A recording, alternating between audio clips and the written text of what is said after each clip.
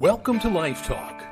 This week's podcast is an excerpt taken from the book Flecks of Gold on a Path of Stone, Simple Truths for Profound Living. Profound living is something that we all passionately yearn for. Yet despite our best efforts, it's something that seems frustratingly elusive. We've concocted a dizzying array of strategies, programs, steps, and philosophies that are all designed to achieve the lofty goal of profound living. Yet, genuinely profound living is not achieved by developing innovative strategies, tidy programs, form-fitting steps, or by devising trendy philosophies. Rather, genuinely profound living is seized and ceaselessly nurtured through the careful reclamation of simple truths. Life is packed with simple truths that carry with them the timeless principles and raw power to live profoundly for a lifetime and more. This book and the following excerpt is about simple truths, richly explained, practically expanded upon, and relevantly integrated into life's realities in a manner that both cultivates and engenders stunningly profound living. I hope that you enjoy this week's excerpt. Someone once uttered the timeless saying that timing is everything. There's something about things happening in a certain order, in a certain time, that makes it all fit in a certain way. We sense a natural and correct progression that, if followed, leads to success or happiness or fulfillment or whatever it is that we're chasing. The whole element of timing seems critical. The more important something is, the greater the issue of timing seems to be. Timing can be so critical that at times we set out to minutely orchestrate the tiniest pieces and parts of whatever we're doing so that everything is perfectly cinched, tightly in sync, and precisely on times. Yet sometimes it all falls apart anyway. It disintegrates. Something like Murphy's Law times 3 or 4. Sometimes it's not just a matter of something being a bit out of step or not lining up quite right. It's not about tweaking something or gently nudging it back into whatever place it was supposed to be. Sometimes the wheels fall off the thing, which then causes everything else to fall off as well. We end up with the classic train wreck, where we met a downhill train on an uphill grade. More than that, however, there's absolutely no rhyme or reason for the train wreck. It simply didn't need to be, but it was. It was all ways in every way beyond any odds and all statistics. Whatever happened, it was a cruelly extenuated string of stupid, dumb luck. Sometimes it just all falls apart. All of it. We're left standing dumbfounded, mired in the confusion of it all, and running our minds down 1,000 roads of the classic "what could have gone wrong" question. Sure, we'll likely find some things that weren't too well thought out or strategies that were a bit ill-conceived. We might unearth some rationale that now, in hindsight, weren't quite as rational or shrewd as we originally thought them to be. We even might stumble over some misdirected motivations or less than ethical agendas that were part of the whole thing. The way we pasted it all together may have not been entirely seamless, and the stuff that we pasted together in the first place might have been less of a fit than we originally thought. We may have even chosen to force fit some stuff that in the end really didn't mesh all too well. Yeah, there are probably some quirks and a few flaws. Yet, there are times when these quirks and flaws and other dynamics really represent only a small portion of the whole train wreck. We dig and scratch and scrape only to uncover a sparse handful of these dynamics.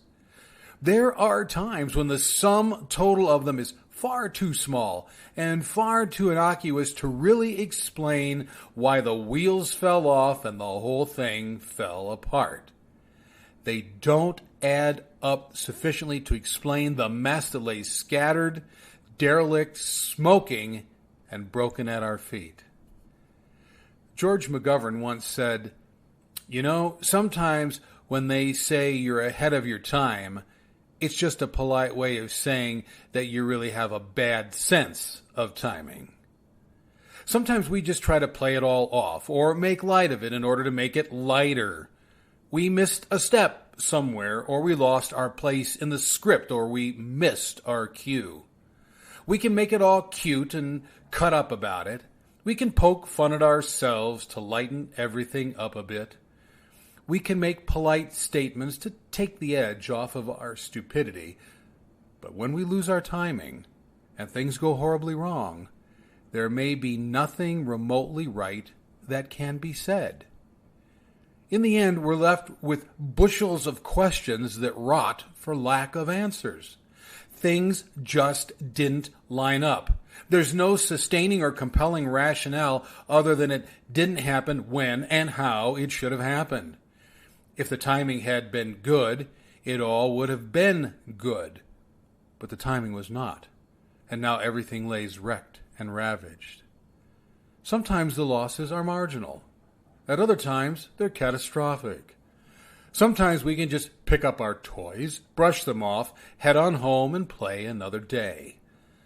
Sometimes there's nothing left to pick up other than the charred ash of incinerated dreams and the unidentifiable pieces of years' worth of hope and sacrificial toil. Sometimes it's no big deal, and at other times the whole thing is a deal breaker. Sometimes we can pick up and move on, and at other times there's nothing to pick up and no place to move on to. Maybe we should expand our thinking a bit. Maybe we should ask the question, is loss sometimes the best thing that can happen?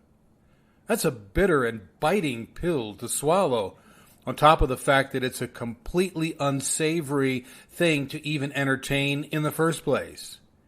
It suggests, however, that things in life don't line up because maybe they're not supposed to. Maybe what we were doing was in reality a whole lot more wrong than it was right. Maybe it would have been a whole lot more damaging than it would have been constructive. Maybe it would have been the thing that would have robbed us totally blind rather than enriching us beyond measure. Maybe it would have become the monster rather than the benevolent benefactor. Maybe the fact that the wheels fell off of it and it derailed was one of the biggest blessings we've experienced in a very long time. Is there room in our thinking to entertain the possibility that failure is sometimes preferred to success?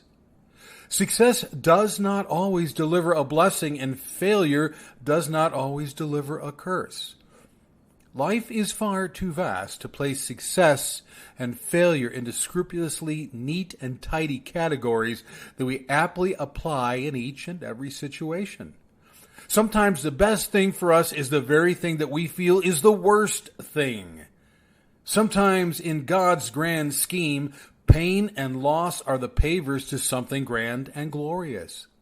Sometimes a misstep is nothing more and nothing less than a change of cadence to write a path right to God. At the beginning, when we started to head off into most of our endeavors, we don't have the perspective of what this will look like on the other end. All we see is what we have in front of us, how it all goes together, and then based on that, we guess how it will come out in the wash. We can take a shot at speculating outcomes and be pretty convinced that our conceptualization will indeed be what it will look like on the other side. We can do the math and project the numbers and point to what it all should add up to. We can play with our mental bell curves and crunch the emotional numbers to calculate an outcome. But sometimes things don't add up according to our calculations, despite how tedious they might be. Sometimes our best projections become our most haunting nightmares. We're typically not open to this kind of thinking because we're angry about the loss and we're licking our wounds because we feel we've been gypped. We didn't land where we projected we would land, and we scour the minute fractions and infractions in order to get us to those ill-fated coordinates. We're not in the mindset to think about the fact that maybe it blew up so that we wouldn't. There's no room in our heads to realize that we might have just been saved from ourselves.